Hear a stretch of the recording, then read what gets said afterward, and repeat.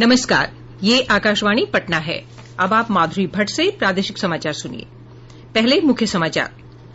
प्रदेश में कोविड-19 के बढ़ते मामलों के बीच हालात का जायजा लेने के लिए स्वास्थ्य मंत्रालय के संयुक्त सचिव के नेतृत्व में केंद्रीय टीम बिहार का दौरा करेगी।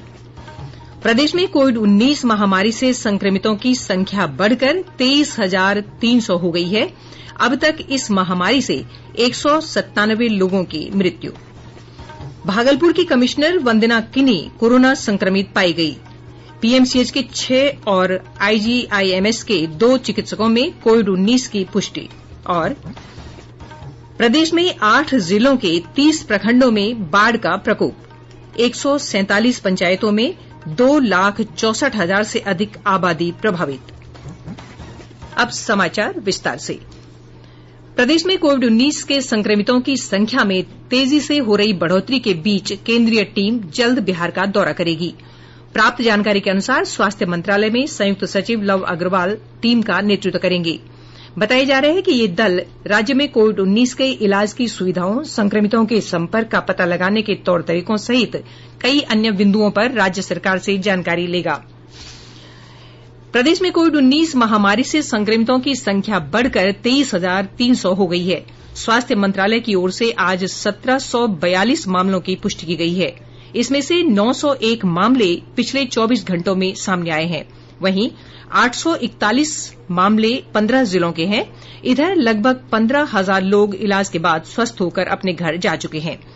अभी विभिन्न अस्पतालों में 8,129 लोगों का इलाज चल रहा है। स्वास्थ्य मंत्रालय की रिपोर्ट के अनुसार राज्य में 197 लोगों की इस महामारी से मृत्यु हुई है। आज 37 विभिन्न जिलों से मामलों की पुष्टि हुई है। सबसे अधिक 122 नए मामले सिवान जिले से सामने आए हैं। वहीं नालंदा जिले से 105, पटना से 99, पश्चिम चंपारण जिले से 98 मामलों की पुष्टि हुई है। भागलपुर, मुंगेर, नवादा, लखीसराय वैसे जिले हैं जहां 40 से लेकर 60 नए मामलों की पुष्टि हुई है। भागलपुर की प्रमंडलीय आयुक्त वंदना किनी कोरोना संक्रमित हो गई हैं। जवाहरलाल नेहरू चिकित्सा महाविद्यालय अस्पताल JLNMCH के प्रभारी अधीक्षक डॉक्टर गौरव कुमार ने इसकी पुष्टि की है। श्रीमती किनी को तत्काल सरकारी आवास पर ही क्वारंटाइन किया गया है और चिकित्सकों की टीम उनका इलाज कर रही है। गौरतलब है कि इससे पूर्व भागलपुर के जिलाधिकारी, उनकी पत्नी और बच्चे, अपर समाहर्ता, उप विकास आयुक्त, JLNMCH के अधीक्षक, जिला स्वास्थ्य प्रबंधक, जिलाधिकारी के स्टेनो सहित जिला समाहरणालय और अन्य विभागों के करीब 12 कर्मचारी कोरोना वायरस संक्रमित हो चुके हैं। इधर शेखपुरा जिले में सदर अस्पताल के 2 चिकित्सकों और 1 महिला स्वास्थ्य कर्मी में कोविड-19 की पुष्टि हुई है। पटना जिले में पीएमसीएच के 6 और आईजीआईएमएस के 2 चिकित्सकों में भी महामारी की पुष्टि हुई है। इधर कोरोना इलाज के लिए नोडल अस्पताल बनाए गए। नालंदा मेडिकल कॉलेज अस्पताल के 6 स्वास्थ्यकर्मी भी महामारी से संक्रमित पाए गए हैं। इसके अलावा न्यू गार्डिनर रोड अस्पताल के 3 स्वास्थ्यकर्मियों में कोविड-19 की पुष्टि हुई है। पटना जिले में ही बाढ़ अनुमंडल क्षेत्र में एक दिन में 86 लोगों में कोरोना संक्रमण की पुष्टि हुई है। यहां अनुमंडलीय अस्पताल के डॉक्टर, एक्स-रे करने वाला टेक्नीशियन और इनके कई परिजन कोविड-19 से संक्रमित हो गए हैं। संक्रमण के प्रसार के कारण IMRI अगमकुआं में जांच कार्य आज से 3 दिन के लिए बंद कर दिया गया है। अरवल जिले में बिहार चैम्बर ऑफ कॉमर्स द्वारा कोविड-19 से बचाव के लिए लोगों के बीच मास्क पहनने के लिए जागरूक किया जा रहा है। चैम्बर द्वारा विशेषकर दुकानदारों से अनिवार्य रूप से मास्क का प्रयोग करने और ग्राहकों से भी इसका अनुपालन सुनिश्चित करने का आग्रह किया जा रहा है। इधर देश में कोरोना वायरस से स्वस्थ होने वालों की कुल संख्या 6,35,757 हो गई है। स्वस्थ होने की दर 63.33% हो गई है।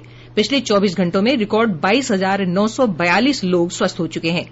फिलहाल देश में कुल 3,42,473 संक्रमित लोगों का इलाज चल रहा है। स्वास्थ्य और परिवार कल्याण मंत्रालय के अनुसार पिछले 24 घंटों के दौरान देश में कोविड-19 के कुल 34,956 नए मामले दर्ज किए गए हैं। भारत में इस महामारी के फैलने के बाद एक दिन में ये सबसे बड़ी संक्रमित संख्या है।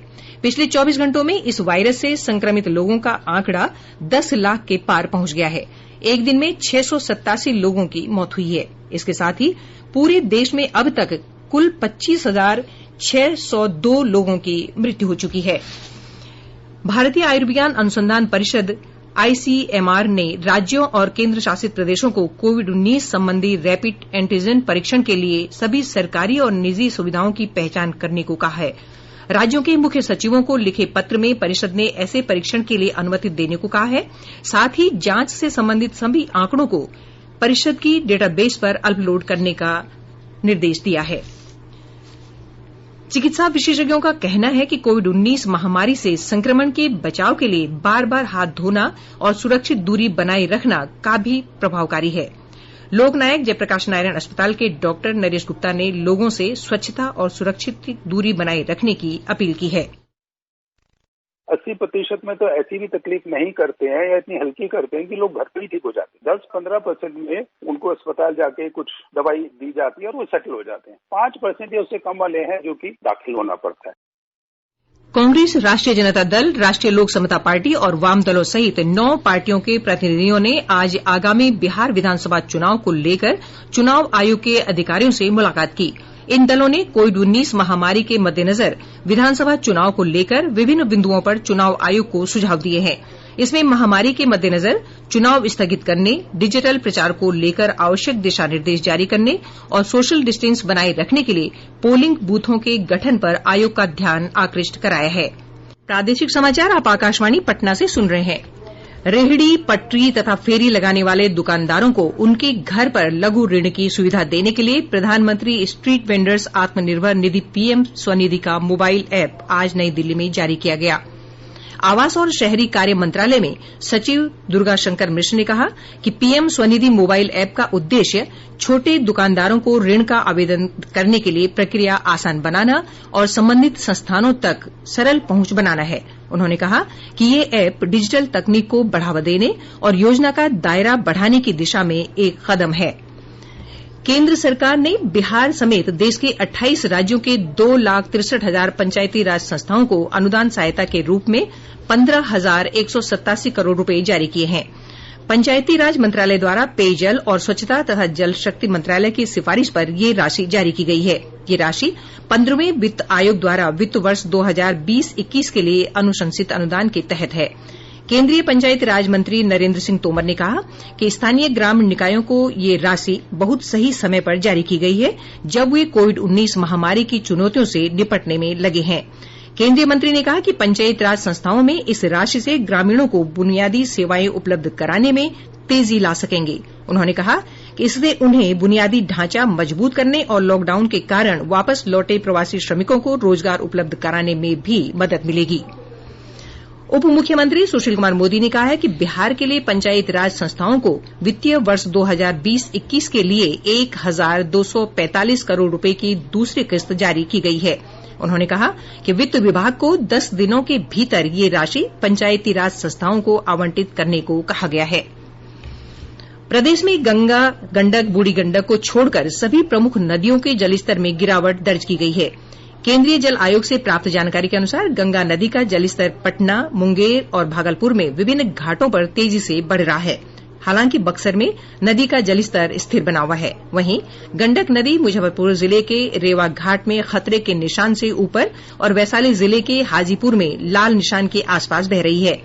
रेवा घाट पर नदी का जलस्तर 54.68 मीटर रिकॉर्ड किया गया, जो लाल निशान से 20 सेंटीमीटर ऊपर है। इधर बूढ़ी गंडक नदी का जलस्तर मुजफ्फरपुर, समस्तीपुर और खगड़िया जिले में विभिन्न स्थानों पर तेजी से बढ़ा है।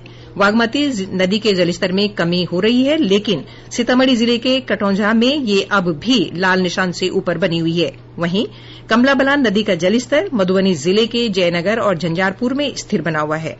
कोसी, महानंदा और परमान नदी के जलस्तर में कमी आई है। इधर वाल्मीकिनगर गंडक बराज से 1.5 लाख क्यूसेक पानी छोड़े जाने से बगहा, रामनगर और बैरिया प्रखंड में कई गांव बाढ़ के पानी में डूब गए हैं।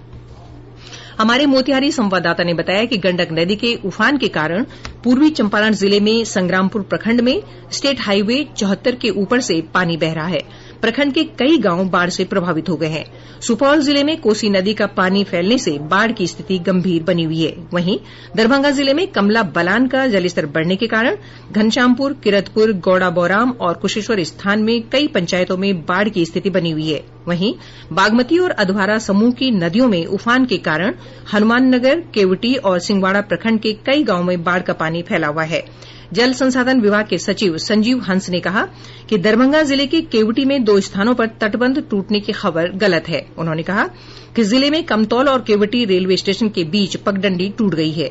उन्होंने कहा कि अधवारा समूह की नदी में उफान के कारण केवटी प्रखंड के भोजपट्टी और पोस्टा गांव में सुरक्षा बांध के ऊपर से बाढ़ का पानी बह रहा है।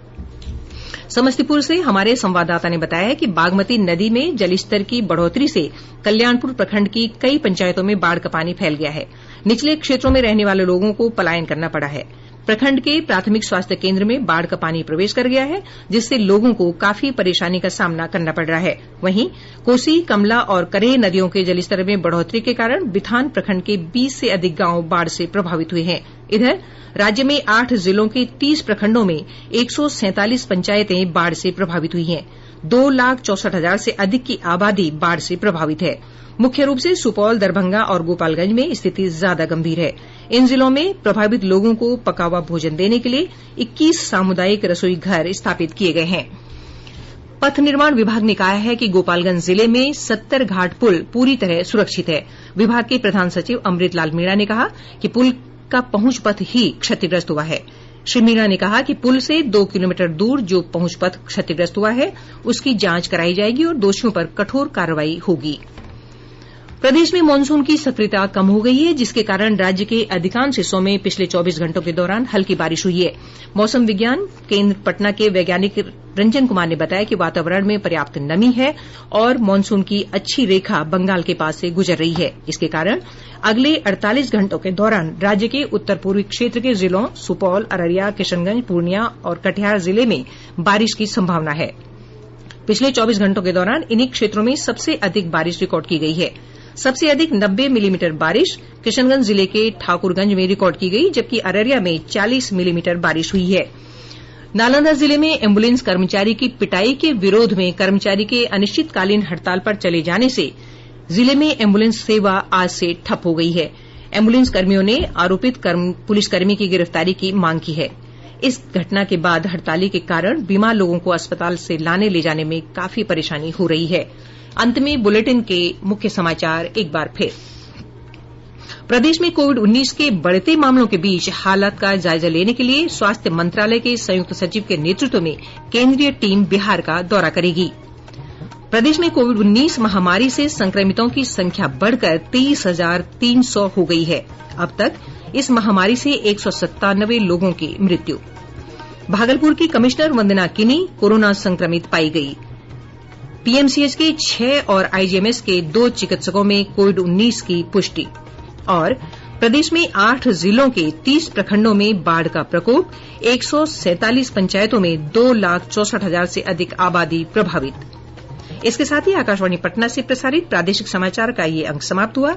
घर में रहिए, सुरक्षित रहिए और सुनते रहिए आकाशवाणी।